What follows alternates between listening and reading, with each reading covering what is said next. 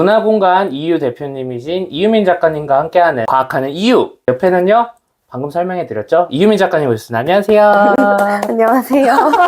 안녕하세요. 저는 한국화가 이유민이고요. 한국화를 18년 동안 이제 전공을 하고, 본업은 한국화가로 활동을 하고 있고, 부캐릭터로는 과학자가 되고 싶은 화가입니다. 와, 과학자가 되고 싶은 화가, 진짜 과학자 되고 싶으세요? 네. 과학을 1%만 넣은 화가가 되고 싶습니다. 과학을 살짝 적셔보는 네. 화가 되고 싶다. 적시고 싶은 적시고 화가는 싶은, 좀 창피하니까. 작가님, 네. 사실 저희가 그렇게 인스타나 페이스북에 저희 과학 융합 프로젝트라고 해가지고 과학과 미술과 이렇게 한번 접목시켜서 한번 해보자고 했잖아요. 네. 근데 이거를 제가 먼저 제안한 게 아니라 작가님께서 먼저 저한테 제안을 해주셨어요. 어떤 마음으로? 제가 제안을 드린 거는 네. 제가 평소에 과학에 관심이 많았는데, 네. 이게 융합할 길이 없더라고요. 그래서 제가 아는 과학자 중에 가장 젊고 이렇게 아이디어가 많으신 박사님이랑 함께 하면은 뭔가 새로운 것이 나오지 않을까 해가지고 네. 제안을 드리게 되었습니다. 저는 먼저 그렇게 저도 생각을 못 했는데 먼저 작가님께서 저한테 과학을 뭔가 함께 하는 그런 활동을 해보고 싶다라고 제안해 주신 게 저는 제 입장에서 너무나 대단하시고 존경스럽다까지 생각이 들어서 이렇게 같이 컨텐츠를 만들어갈 수 있게 돼서 너무 영광이고요. 저희 그 제목은 과학하는 이유입니다. 왜냐면요, 과학을 하는 이유. 민 작가님이어가지고 굉장히 심플하게 과학하는 이유라고 이제 컨텐츠 이름을 지었고요. 이제 4월서부터 시작해서 내년 2월까지는 작가님이랑 2달에 한 번씩 만나뵐 수 있다. 너무나 좋은 기회. 가끔 보니까 좋네요. 이분이 보이는 거에 비해서 굉장히 팩폭이 심해집니다. 거의 과학적 기질이 확실히 있으세요. 오늘 첫 번째 시간은 과학하는 이유, 이 제목을 타이틀 했으니까 진짜 우리가 왜 과학을 알아야 할까? 과학을 알아야 하는 이유? 과학을 해야 되는 이유를 얘기를 해보려고 합니다. 과학하면 무슨 생각 드세요? 과학하면 첫 번째로 드는 생각은 네. 어렵다? 어렵다. 맞아요. 나랑은 다른 길이다? 제가 얼마 전에 학교에 가가지고 강연했을 때 과학하면 뭐가 떠올라? 그러니까 뭐 점수, 뭐 물리, 화학, 생물, 지구과학, 우주. 사실 조금 저는 개인적으로 아쉬운 부분이 있었어요. 어떤 게 아쉬웠냐면 과학은 사실 지식이 다가 아니거든요. 뭔가 과학으로서 우리 세상을 보는 시선이랑 과학으로서 우리가 생각하는 것뿐만 아니라 행동하는 어떤 절차도 모든 것들이 과학적으로 이루어질 수가 있거든요. 혹시 작가님은 일하시면서 나 굉장히 이성적으로 과학적으로 일했다 뭐 이런 적 있으세요? 아무래도 예술가니까 되게 자유분방할 것 같거든요. 저는 굉장히 이성적이기보다는 네. 즉흥적이고 감정적이어가지고 좀 거리가 있죠. 거리가 있어요? 네. 근데 계산서를 발행할 때나 이럴 때는 나 굉장히 오늘 수학적으로 잘했어. 그거는 확실히 이성적이고 네. 합리적인 절차를 따라서 해야 되겠죠. 이게 제가 오늘 이 작가님께 추천한 책이 있었는데 그 별먼지와 장가지의 과학인생학교 책 읽으셨어요 다?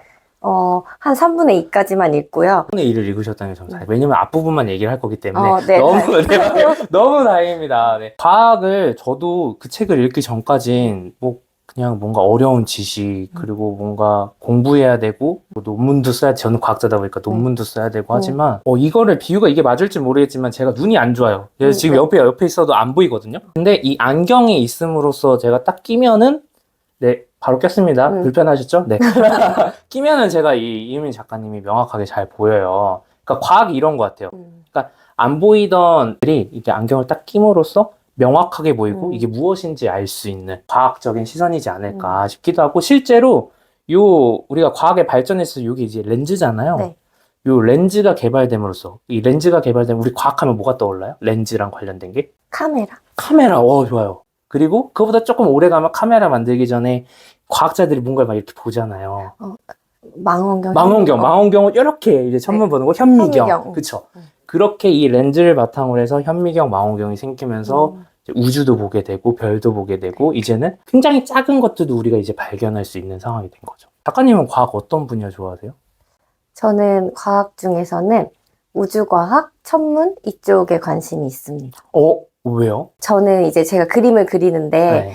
그림 속 내용들이 이 넓은 우주에서 우리가 존재하는 모습들을 담고 있어서 그쪽에 관심을 갖게 되었고요. 별이나 달 같은 보는 거를 좋아해가지고 매일 촬영하거든요. 그냥 핸드폰 카메라로 촬영을 하고 있지만 맞아요. 요즘에 그 인스타에다가 네. 이렇게 찍으시던데. 왠지 감성 있어 보이잖아요. 과학이지만 네. 그래도 감성이 들어가 있는 천문 쪽으로 아. 관심이 많이 있는 것 같습니다. 근데 제가 뇌과학하는 사람인데 네. 옆에서 대놓고 천문이랑 뇌과학은 없으세요 전혀? 솔직하게 말씀해 주세요. 어차피 빽뻑했는데 아까. 뇌과학 쪽에는 네. 백 박사님한테 관심 있습니다. 저는 이제 과학에서 중요한 거는 지식이 아니라 네. 과학적으로 생각하고 과학적으로 무언가를 바라보고 그리고 많은 사람들이 이해하고 그거를 모두 동의하는 바가 과학이지 않을까. 근데 뭐 종교도 있고 철학도 있어요. 근데 그런 것에 비해서 좀 더 비교적 이성적이고 합리적인 그런 어떤 방향성을 가지고 있는 게 과학이지 않을까라고 설명을 해드리고 싶어요. 네. 박사님께서 생각하는 과학적 시선이나 태도를 좀 쉽게 설명해 주실 수 있다면 좋을 것 같아요. 저는 책에도 나와 있긴 한데 인간이 유한하다는 그 점이 너무 중요한 것 같아요. 그러니까 사실 종교적인 종교 있으세요?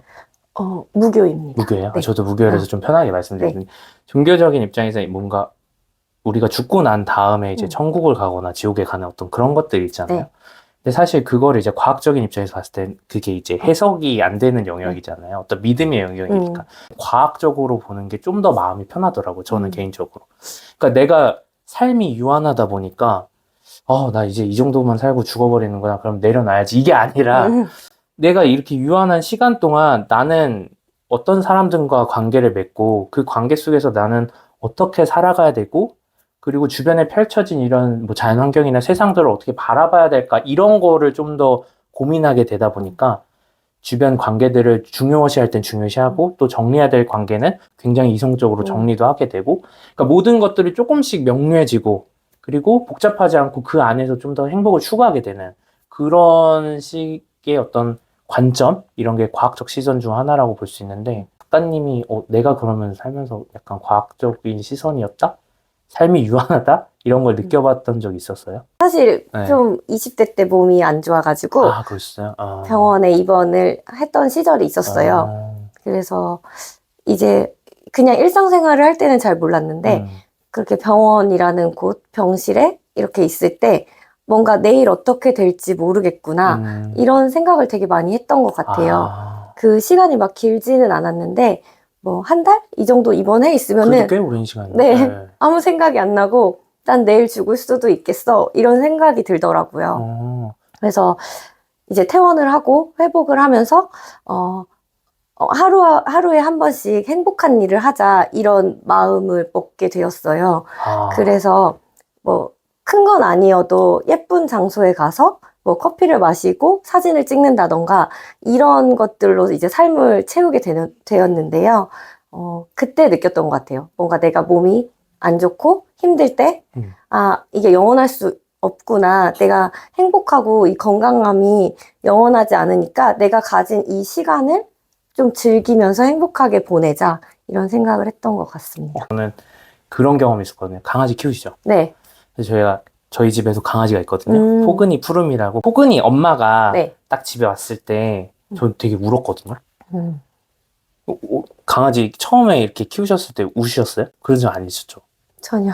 아니죠. 네. 저는 울었어요. 네. 왜냐면 얘가 어찌됐든 오래 살아도 내가 특별한 일이 있지 않는 한 나보다 생이 유한하잖아요. 그게 느껴지면서 그 애기 이쁜 강아지를 보면서도 너무 좀 마음이 아픈 거예요. 그래서 하루 정도인가 이틀 정도 막 가족들을 다 행복해하고 아이 귀여워 이러고 있는데 저는 막 이러고 진짜 이후에 딸이 이제 푸름인데 그 둘을 같이 있으면서 물론 오빠로서 역할을 잘 못하고 있지만 그래도 볼 때마다 좀 잘해주려고 계속 노력하게 되는 그런 태도 이런 게 사실 바로 과학적 태도이지 않을까라고 생각하고 책에서도 그렇게 설명을 하고 있어요. 근데 박사님은 저보다 훨씬 더 감성적으로 뭔가 과학적 시선이지만 태도지만 더 감성적이고 따뜻하게 접근을 하시는 것 같네요. MBTI 어떻게 되세요? 저 ENFP요. ENFP? 네. ENFP? 저는 ENFJ거든요? 네. P랑 J 그 차이만 있는데 네. F면 감성이잖아요. 근데 일을 하다 보니까 이성으로 많이 바뀌었고 예술 작품을 그리는데도 이성적으로 바뀌어요? 그럼요. 진짜요? 약간 계산도 많이 해야 되고, 오. 이 그림을 그리는 데 있어서 어느 공간에 어떤 거를 배치하고, 사실 이것도 다 계산이거든요. 아. 그냥 남들이 봤을 땐 많이 비워졌네? 이렇게 말하지만, 저는 되게 치밀하게 계산을 합니다. 이게 그림 그릴 때. 수학처럼 계산을 하는 게 아닐 뿐이지, 네. 감각적으로 계산을 굉장히 많이 하고, 이렇게 배치를 하고, 이야기를 만들어 나가는 편이에요. 이유민 작가님 그림을 보셨는지 모르겠어요. 저는 이 그림 되게 좋아하는 게 뭔가 큰 여백 속에 굉장히 그 포인트들이 있는 게 전 굉장히 마음에 들었거든요. 저희 오늘 나누는 이 이야기들 있잖아요. 왜 한참 둘이서 떠들고 있나, 뭐가 융합인가 하셨겠지만 저희가 이렇게 나눈 이야기를 바탕으로 이 이유민 작가님께서 그림을 그리셨거든요. 그래서 저희 과학 이야기 끝나자마자 바로 이유민 작가님이 그 그림을 그린 거 가지고 이야기를 나눠보려고 하는데, 그래서 과학 미술 융합 프로젝트라고 네. 할 수 있겠죠. 아까 MBTI 얘기 나오다 말았는데 과학도 MBTI 있는 거 아세요? 과학이 MBTI가 있다고요? 뭔 헛소리야라는 느낌이죠. 과학이 과연 MBTI가 있다면 뭐가 뭐였을까라고 생각을 해봤는데 ENFP인 것 같아요. 저랑 같네요. 똑같아요, 이민 작가님이랑. E는요, Explorer라고 저는 표현을 해봤어요. 뭔가 탐험하고 자연을 진짜 탐험하거나 아니면은 어떤 제한적 조건에서 탐구하는 그런 네. 활동. N은요, 저 이렇게 붙여봤어요. Never Ending Question이라고. 그러니까 과학은 계속 끊임없이 뭔가 질문하고 우리가 뭐 이럴 것이다 라고 이야기하는 걸 가설이라고 표현하거든요. 네. 혹시 가설 들어보셨나요? 네. 네. 그런 거를 가설을 세우면서 실험도 해보고 또 만약에 틀리면 다시 새롭게 가설을 세우고 계속 이런 가설과 또 실험과, 그러니까 이게 계속 끊임없는 과정이 있는 never ending question이라고 해서 제가 N을 그렇게 붙여봤고, F는요 falsifiability라고 해가지고 반증 가능성. 어렵죠? 반증 가능. 반증은 들어보셨어요? 그럼요. 반증은 뭐예요? 느낌. 반대를 제시하는 그런 그렇죠. 거아니에요? 반대를 제시하는 증거를 하는 네. 거잖아요. 과학은 반증 가능성이 있어야 된다고 하는 거. 뭐지? 과학은 정확한 거 아니야? 왜 반증이 돼야 되는 거야? 라고 생각을 했을 텐데, 이 반증 가능성에 대해서 이야기한 사람이 칼 포퍼라는 사람이 있어요. 진짜 그 칼 포퍼라는 사람이 칼같이 얘기했는데, 과학이랑 비과학이랑 이게 두 개가 나누는 기준이 바로 반증이 될 수 있느냐 없느냐래요. 그거에 대해서 대표적인 예가 뭐냐면, 지구가 중심이 있고 해가 이렇게 돈다고 생각했어요. 그래서 지구 중심설로 생각을 하고 있었는데, 이제 갈릴레오 갈릴레이 그리고 코페르니쿠스라는 천문학자가 나타나면서 여러 가지 반증을 하기 시작함으로써 순식간에 어떻게 됐어요? 태양이 도는 게 아니라 태양은 가만히 있고 지구가 도는 태양 중심설로 바뀌게 됐죠. 이렇게 과학이라는 것은 지금까지 쭉 알고 있었더라도 과학적으로 반증할 수 있어야지만 이게 과학이라고 할 수 있다라는 게 이게 반증 가능성이라는 거를 이제 칼 포퍼라는 사람이 얘기했는데, 뭐 예를 들어서 이거 종교적으로 좀 봤을 때는 뭐 우리가 죽고 나면 천국에 갈 수 있다라는 거는 과학적일까요? 갈 수 없다를 제시할 수 있으니까. 반증할 수 있을까요, 그거를? 갈 수 없다를 제시할 수 있을까요? 그 증명할 수 있는 길이 없잖아요. 우길 수는 있어요. 우길 수는 있죠. 그래서 이게 증거를 대고 반증할 수가 없기 때문에 이런 걸 좀 과학적이라고 표현할 수가 없는 문장인 거죠. 약간 조금 이해가세요? 네, 이해가 가고 있습니다. 마지막으로 ENFP. 네. P는요, 패러다임의 약자입니다. 패러다임이라고, 과학의 패러다임을 얘기했던 사람이 토마스 쿤이라는 분인데요.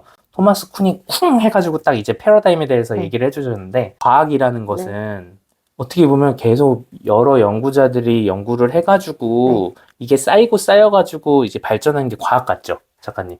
네. 근데 그게 아니래요. 이거 쌓이고 쌓이는 건 있긴 한데 어느 한순간에 뒤집어질 수 있는 게 과학이래요. 그 틀이. 아까 얘기했던 뭐 지구 중심설에서 태양 중심석으로 한순간에 뒤집어졌잖아요.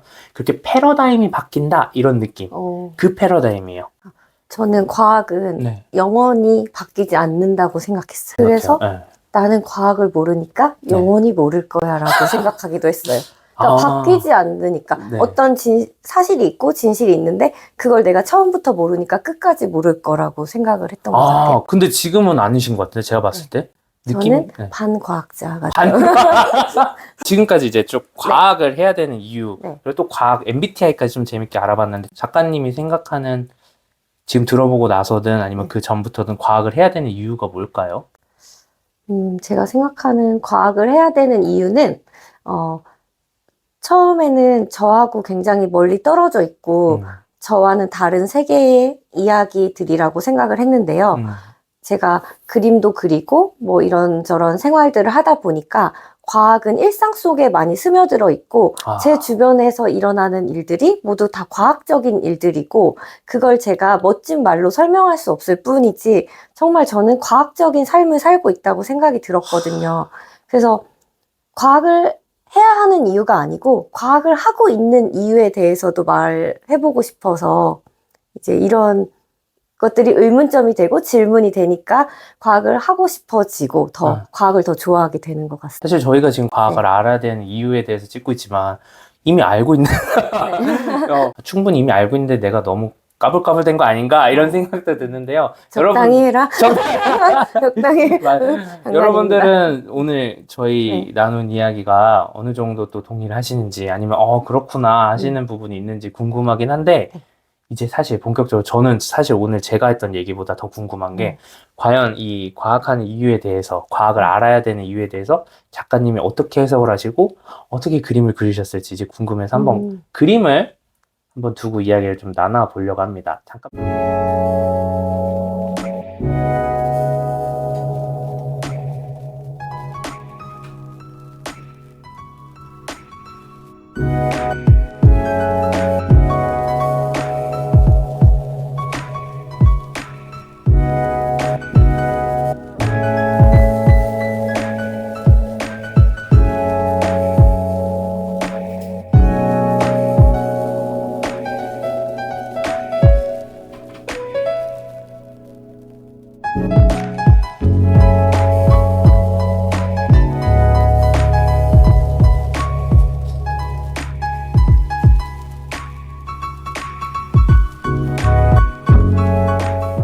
이제는 작가님 타임입니다. 네. 보셨죠? 이거 그림 너무 예쁘지 않아요? 제가 이유민 작가님의 이 주 전공이라고 해야 될까요? 이 그림 톤이 이제 이유민 작가님께서 그리는 톤인데 아까 얘기했듯이 주로 관심 있는 게 뭐라고 하셨죠? 아까 우주과학, 천문 이쪽에 관심 있습니다. 네. 안 그래도 이거 그림 한번 설명을 들어봐야 될 것 같은데 여기가 어디죠? 우주에 있는 우리의 모습을 그림으로 표현한 건데요. 사실 지구에 있을 수 있지만 우리가 더 넓은 개념으로 보면은 우주 안에 있는 거잖아요. 네네. 그래서 우주에서 또 우주를 바라보는 느낌. 우리가 우주에 있으니까 네, 우주에서 또 다른 우주를 바라보는 오케이. 제 그림을 보면은 이렇게 여백, 공백이라고 하거든요. 위에 넓은 부분이 있고요. 밑에 수평선, 뭐 지평선 이런 느낌의 공간 분할이 나눠져 있습니다. 저는 사실 이렇게 눈에 보이는 것들을 많이 그리는 편이에요. 그리고 내가 봤던 풍경, 모습들을 그림으로 담아내고 있어가지고 실제로 이런 풍경들을 제가 보았을 거예요. 그게 이제 머릿속에, 뇌 속에 남아있다가 네. 내가 아니니까 이렇게 네. 그림으로. 사람이 둘이 있어요? 네. 이거는 어떤 의미예요? 저는 평소에는 좀 이렇게 소녀와 강아지들을 주로 그리는데요. 이번 작품에서는 남자, 여자 이렇게 뒷모습이 보여지고 있어요. 근데 이 넓은 우주에서 우리가 함께하는 모습을 이제 2명의 사람으로 그림으로 그렸지만 사실 여기에는 숨겨진 비밀이 또 있거든요. 숨겨진 비밀이요? 어디 있을까요? 근데 보이지 않아요? 네, 보이지 않아요. 이 사람들 사이에 있습니다. 사람들 사이에 있다고요? 네. 어디 있을까? 꽃? 꽃 아니에요? 땡. 그게 꽃이 아니구나. 답을 말씀드리자면은 사실 남녀가 붙어 있는데 제가 그림으로 그리진 않았지만 저 남녀 앞쪽에는 아이를 안고 있는 모습을 상상해서 그린 그림입니다. 진짜요? 네. 이게 또 백박사님이랑 같이 융합 프로그램을 하면서 백박사님의 도화도 생각해보고 이 넓은 우주에서 우리가 함께하고 있는 모습들이 어떻게 보면 가족이라는 최소 단위로 시작할 수 있잖아요. 그래서 꼭 보여져야지만 있는 건 아니잖아요. 그죠. 저도 우주를 최근에 알고 최근에 이제 접하게 된 거지만 안 보여서 안 믿었거든요. 그것처럼 여기에도 그 아이가 있습니다, 사실. 어쩐지 그래서 둘이 있는데 희한하게 여기 노랗게 뭔가 뭔가 별빛이 있는 것처럼 불빛이 있는 맞아요. 것처럼 그 앞에 아이가 이렇게 네. 반짝반짝한 느낌을 이렇게 이렇게 안고 있으니까 거기서 빛이 이렇게 퍼져나오는 그 순간을 표현한 거예요. 너무 좋은데요, 이거? 약간 이건- 제 얘기 같기도 하고 네. 이런 식으로 그림을 제 스스로 그냥 이렇게 해석해도 되는 건가요? 그럼요. 자기가 보고 남녀가 있네? 하고 뭐 내가 커플이면 커플이네? 아니면 내가 부부면 내 와이프네? 이렇게 말씀하시면 돼요. 그냥 내가 보는 것이 사실 보고 느끼는 것이 이 그림의 답이기 때문에 그렇지만 이제 작가의 의도라는 것도 있기 때문에 이번 작품에서는 네. 어떤 그런 순간을 또 포착하고 싶어서 그런 이야기를 좀 담아봤습니다. 저는 이게 부부로 지금 보인다는 그런 경험들이 쌓여 있으니까 이 그림이 너무 갖고 싶다. 여기 근데 이 아래쪽에 노란색 개나리는 뭐예요? 아, 이게 개나리로 보일 수 있게 조금 의도는 했지만 네. 사실 꽃을 표현한 것처럼 했지만 사실 별의 조각들이거든요. 별로도 보인다 이게. 네. 그래서 완전한 형태를 갖추지 않고 조금 애매모호한 형태의 꽃으로 표현을 한 거예요. 그래서 어떻게 보면 꽃 같기도 어떤 네. 사람이 봤을 때는 별의 조각인 것처럼 이렇게. 그래서 제가 책을 또 접하고 책을 읽었는데 그 앞부분에 별먼지 얘기가 나오기 때문에 그 별의 조각들이 어쩌면 네네. 우리의 모습이 아닐까 해가지고 이런 이야기를 좀 담아보았습니다. 와 대박인데요, 작가님? 그리고 요 밑에 강아지, 고양이들이 사실 숨어 있어요. 이제 별 먼지의 하나다. 강아지를 별먼지로 타노스네. 그냥 먼지를 많이 생성하는 동물이긴 하지만. 그렇게 해석도 좋네요. 생각해보니까. 작가님, 처음에 제가 사실 이 그리시고 나서 사진으로 봤을 때 뭔가 아늑하고 그냥 우주적인 느낌이 든다 정도 느꼈는데 지금 설명을 들으니까 이 그림도 이런 의미가 있었고 아까 여기 별도 왜 개나리라고 생각을 했었는데 생각해보니까 요게 대가 없네요. 줄기도 없고 이런 것도 네. 없으니까 그런 식으로 다 표현을 해줬더니 와 진짜 아까 말씀하셨다시피 모든 걸 계획하고 굉장히 이성적으로 너무 좋은데 이거 혹시 제목은 어떻게 생각하고 계세요? 네, 제목을 뭐 작가들이 다 그렇다시피 제목을 정해놓고 작업을 하진 않거든요. 그렇죠. 네. 작업이 끝난 후에 내가 여기다 어떤 것을 담았나, 어떤 메시지가 있느냐가 가장 중요해서 저는 이 작품의 제목은 바라보다 가만히 느리게 이렇게 지어보았습니다. 바라보다 가만히 느리게. 네. 저 느리게가 좋은 것 같아요. 느리게. 이 시간이 느리게 가길 바라는 게 요즘 좀 제가 많이 느끼고 있거든요. 아까 여기 얘기했던 그 아이 얘기하니까 더 느껴지는 게 아이를 키우면서 이 아이와 함께 가는 시간이 아이는 못 느끼겠지만 우리 기억 없잖아요. 2-3살 때 기억 없잖아요. 근데 부모는 기억하니까 그 기억이 안 갔으면 좋겠다. 진짜 느리게 갔으면 좋겠다라는 마음이 너무 절실해서 이거 제가 가져갈게요. 입금해주시면 됩니다. 여러분 이게 바라보다 가만히 느리게라는 그림으로 이제 유민 작가님 오늘 첫 그 과학하는 이유 컨텐츠에 저희가 나눈 대화를 바탕으로 그림을 그려주셨고요. 요 그림은 영상을 보시는 분들에 한해서 이게 유튜브에 올라갈 거고 또 작가님과 제 인스타나 페이스북에 올라갈 예정인데 거기에 댓글을 남겨주시는 분께 요거를 이제 스캔을 해서 핸드폰이나 이제 그림으로 담을 수 있게 10분께만? 10분 괜찮아요? 네, 괜찮습니다. 네, 10분께만 제가 이 사진을 공유해서 저 5명? 네, 사람이 5명? 네. 할당량? 할당량? 네, 그래서 드리도록 하고 이 그림들은 앞으로 저희가 이제 시즌제로 해서 총 6번을 만날 거기 때문에 이 과학미술 융합 콘텐츠로 총 6점의 작품이 만들어질 예정입니다. 또 많은 기대해 주시고요. 오늘 첫 작품으로 안정감을 느끼는 그림이다라는 생각이 들고 작가님 입장에서 어떠세요? 만족감이? 평소에도 비슷한 느낌의 그림들을 작업했지만 이번에는 더 의미를 많이 담았던 것 같아요. 그리고 이야기도 조금 더 담고 그래서 이번 이 컨텐츠를 준비하면서 되게 의미가 있었고 뭔가 그림이 주는 그러니까 내가 몰랐던 놓쳤던 부분들이 다시 저한테 새롭게 다가오게 돼서 되게 좋았던 시간인 것 같습니다. 저희 과학하는 이유 첫 번째 컨텐츠 이제 마무리를 하려고 하는데 작가님 한 말씀 듣고 마무리를 하려고 해요. 네. 항상 이렇게 내가 모르는 거, 알지 못하는 거에 대한 관심이 나의 삶을 바꾸기도 하고 뭔가 새로운 시각을 열어준다고 생각을 하거든요. 그래서 저같이 이렇게 하고 싶다는 이유 하나만으로 이렇게 도전하는 사람들도 있고 그래서 이렇게 새로운 걸 또 만들어내고 싶고 만들어내는 사람처럼 모두 도전하셨으면 좋겠고 유한한 시간 속에서 무한히 행복하시길 바랍니다. 와, 유한한 시간 속에서 무한히 행복하실. 네. 저도 이제 과학 커뮤니케이터 가수로 활동하면서 같이 저랑 함께 하시는 분들이 저와 함께하는 시간 속에서 네.